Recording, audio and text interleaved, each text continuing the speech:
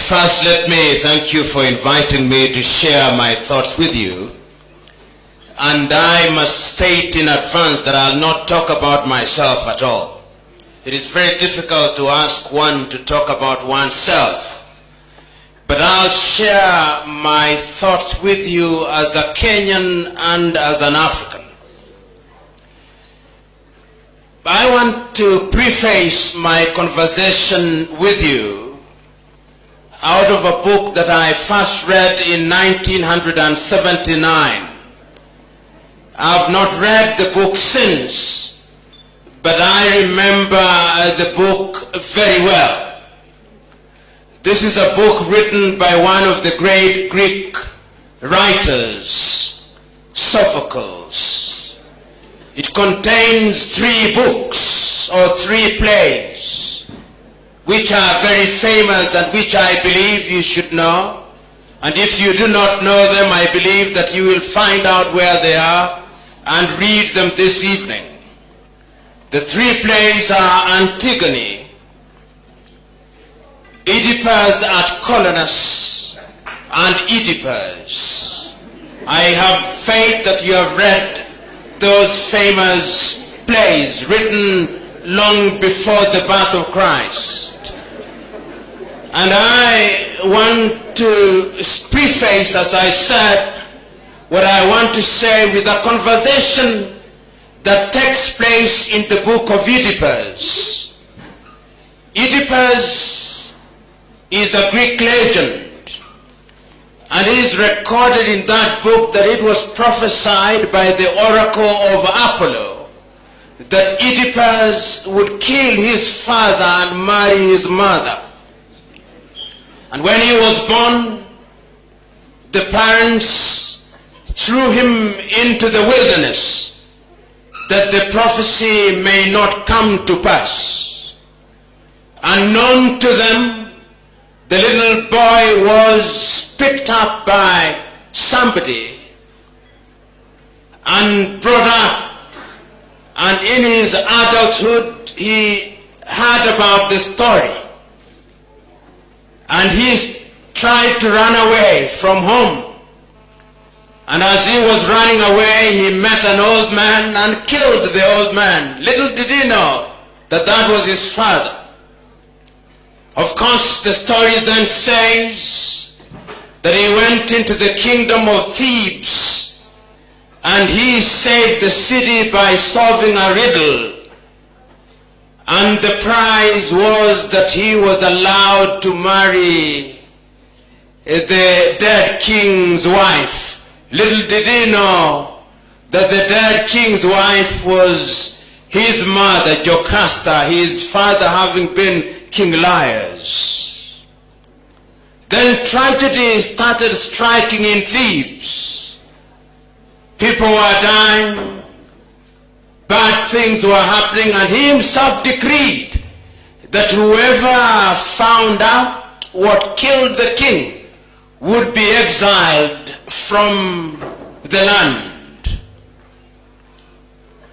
And of course, one of the seers of Apollo said that he was the one who had committed the crime, and he was exiled. And what I wanted to speak about is to be found in the last portion of that play, when Oedipus has been removed out of his city, he's been exiled, and as he goes out, the commoners who are commentating on the play says, "Behold, sons and daughters of Thebes."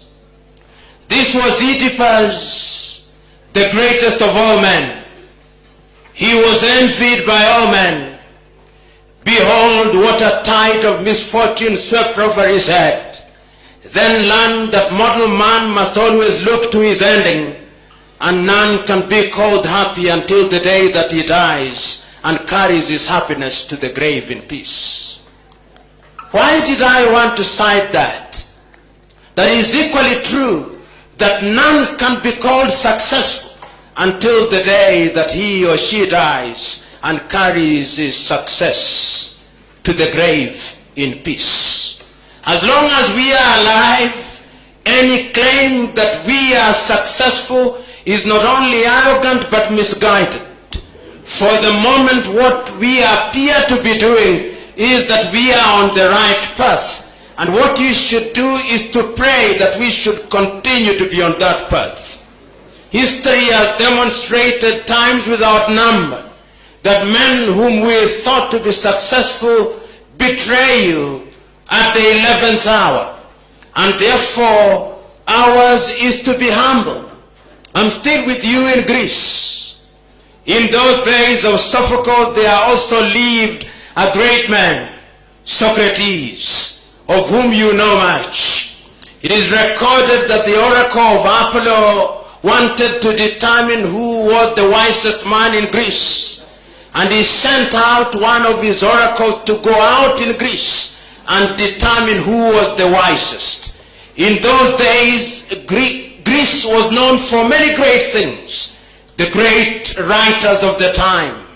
If it was not Sophocles, it was Aristophanes. If it was not Aristophanes, it was Socrates or somebody else. When the oracle went out, the oracle came back and said that the wisest man in Greece was Socrates. And the only reason why the oracle arrived at that conclusion was when Socrates was asked, "What do you know?" He said, "The only thing that I know is that I know nothing." It is his humility that set him apart as the wisest man in Greece. So I too come here by saying the only thing that I know is that I know nothing. But progressively and consistently, I try to understand my environment. And this started very early on when I was a student. Nowadays I see students of Nairobi University. I was in 1984 and 1985 the chairman of the Students' Organization of Nairobi University. And when I campaigned to be the student, I did not spend a single cent. Today, I hear that students spend 10 million and I wonder why. In other words, I'm trying to say that there is an ethic which is perverted, which now controls not only our country but our people. Last year, I was in Dar es Salaam. I was invited to Dar es Salaam to help some of my colleagues there with the constitution which will be subjected to referendum in Tanzania next month, hopefully.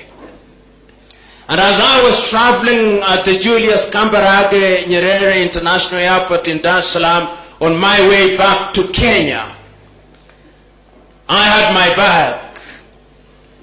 I had liquid in my bag. I wanted to check it in, to carry it on rather. But they told me I had to check it in. It was not padlocked. I went to a young man who was selling padlocks. And I told him I wanted a padlock, and he asked me in Kiswahili, "Unaenda wapi?" And I said, naelekea jijini Nairobi. Asema, wa Kenya, wezi hao, nunua kufuli mbili.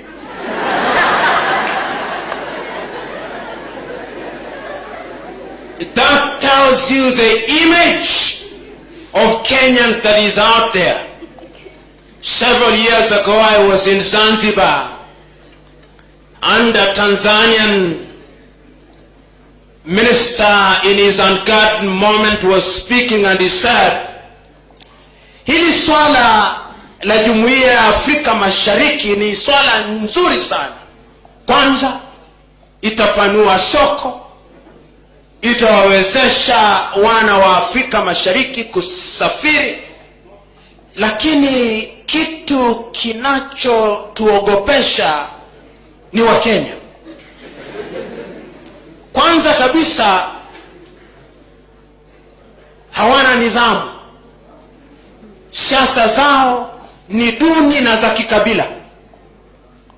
Tuna hofu ya kwamba wakiingia katika Afrika Mashariki watatuambukiza ukabila. Jambo la pili ni walafi. na wanapenda sana ardhi, tayari wanaimezea mate ardhi yetu. You may not, and in fact you are not supposed to like what I'm telling you, but I'm trying to tell you that that is the image that we have out there. On our side, what image do we have of Tanzanians? Lazy and polite.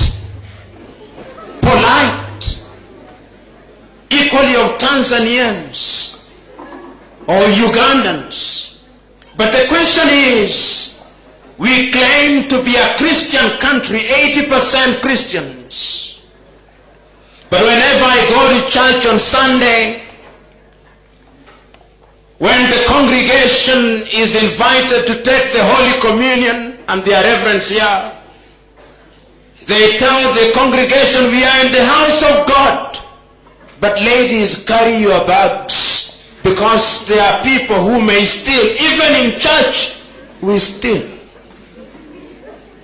I said at one time in Mombasa that we live in a country where we profess the blood of Christ, but in truth the blood of ethnicity is thicker than the blood of Christ. Because when the chips are down, it is our ethnicity that counts, not our Christianness. You young men, when you are communicating via Twitter, via Facebook and other media, the venom that you spew out in the name of ethnicity is appalling and worrying. The question is, who are your role models? Today, there is a culture in this country which I call the sonkonization culture. The youth have been sonkonized, and I'm creating this word deliberately. What is sonkonization? Sonkonization is the process of acquisition of material wealth by means that are unknown and unfathomable.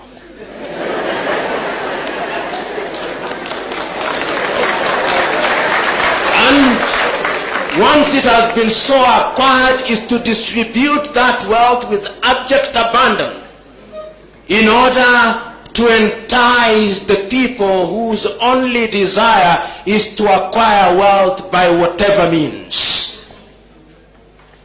Today, that is what dominates in this country and what dominates in Africa. And one of the most difficult things to be in Kenya today is to be truthful and to be honest. If you speak the truth and if you are honest, it is very difficult to survive in Kenya and in Africa. Our indiscipline as a people and as a population is manifested in our roads, it is manifested in our markets, it is manifested everywhere. We see it with our leaders.